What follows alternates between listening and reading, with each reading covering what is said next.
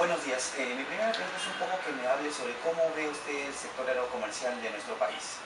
Bueno, el sector aerocomercial peruano ha tenido un crecimiento sostenido acorde con el mejoramiento de nuestra economía. Evidentemente, nuestros mercados aerocomerciales y turísticos mantienen un crecimiento sostenido, especialmente en relación a algunos países de la región. Yo sostengo que entre el 2016 y el 2030 tenemos que pensar en una América Latina low cost. Es decir, mi preocupación, y lo digo en mi último libro, Línea Aérea de Bandera de Bajo Costo, es que tenemos que tratar de traer la experiencia europea y asiática en las líneas aéreas de bajo costo al mercado latinoamericano. ¿Y por qué digo esto? Porque nosotros tenemos 20 millones de personas que anualmente usan los buses interprovinciales. Si le damos una alternativa viable a este segmento del mercado, tal vez el 50% de esas 20 millones de personas pueden ingresar al mercado low cost. Y para eso necesitamos estudiar y analizar qué ha hecho Europa, habilitando viejas bases militares, creando infraestructura low cost. Es decir, el low cost es para las personas que socioeconómicamente tienen menos ingresos. Y entre optar por la tarifa aérea y la tarifa terrestre, se van al transporte terrestre.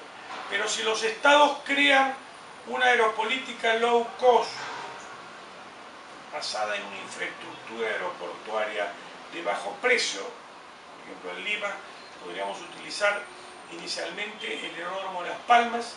En el 2021 yo sostengo que debemos construir el gran megapuerto y aeropuerto internacional de la isla San Lorenzo, y también sostengo que la segunda pista del aeropuerto internacional Jorge Chávez tiene que ver un terminal low cost, como hay en distintas partes del mundo, que han aumentado exponencialmente su turismo porque efectivamente se han dedicado a estudiar e implementar este fenómeno.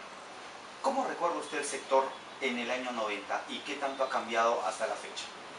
Bueno, en el año 90 nosotros ingresamos al liberalismo económico. Se dio el decreto legislativo 670 que modificó la ley 24882.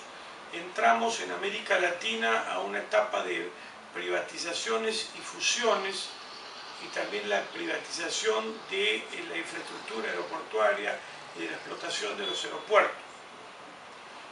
Si bien los resultados todavía no los podemos analizar a la luz de los acontecimientos, porque una de las diferencias que he tenido con los organismos internacionales que recomendaban todas las privatizaciones es que no se debe ni se puede privatizar la seguridad de los aeropuertos. Porque la seguridad de los aeropuertos está vinculada a la defensa de la seguridad nacional y a la lucha contra el narcotráfico.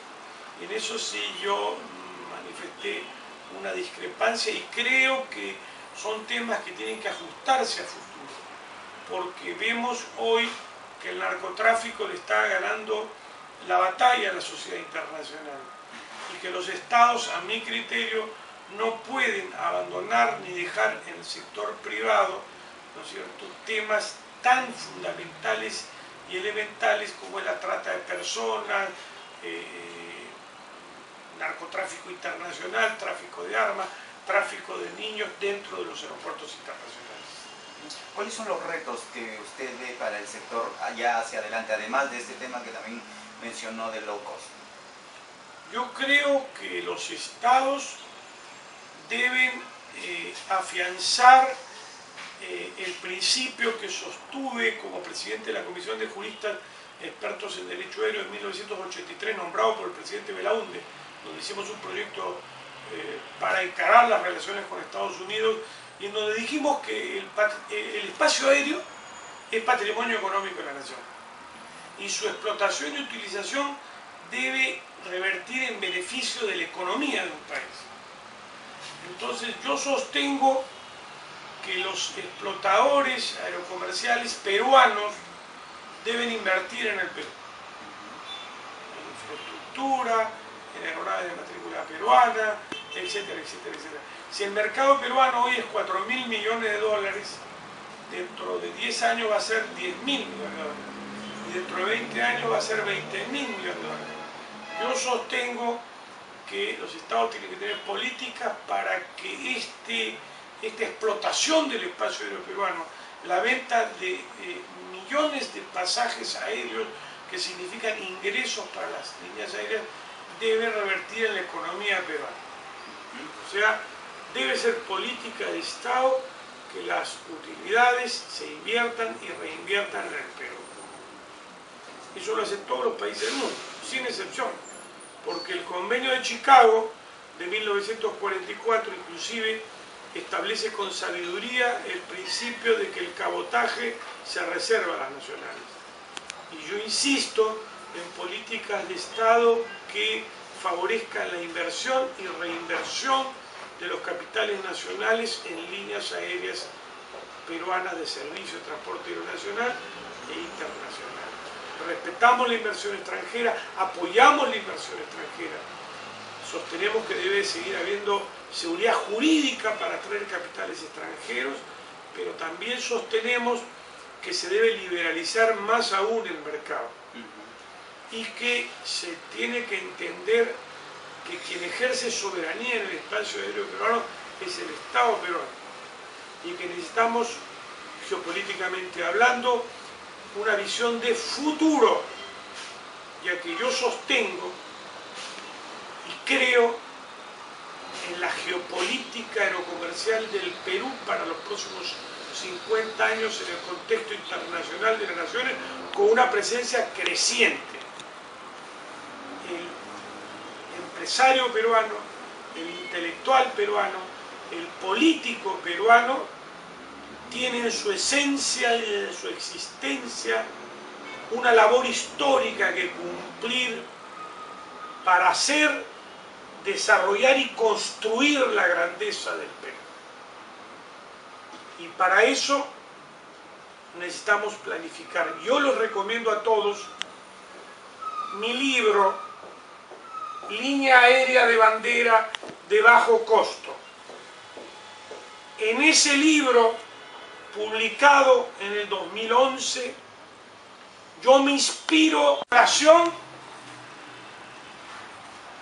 del coronel Bolognesi, quien viajó al cielo con gloria, en el almirante Grau, en José Abelardo Quiñones González, en Jorge Chávez Darner, que puso el nombre del Perú en la historia de la aviación mundial,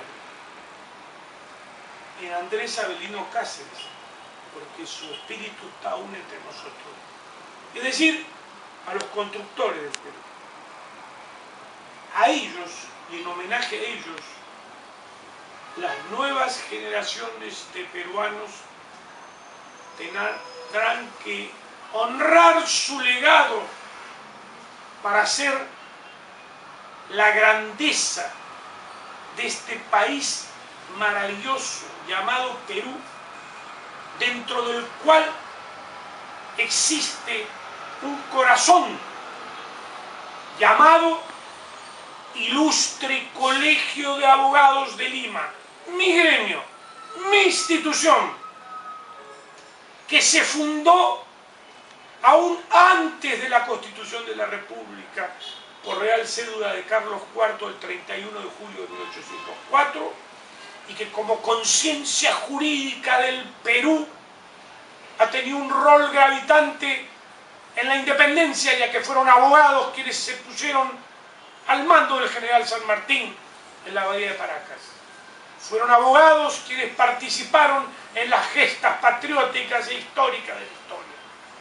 y van a ser los abogados quienes tendrán que participar en la construcción de este país maravilloso llamado Perú, defensor de los derechos humanos, de las causas de la justicia, de las mujeres maltratadas, de los niños en peligro, y en defensa de la patria.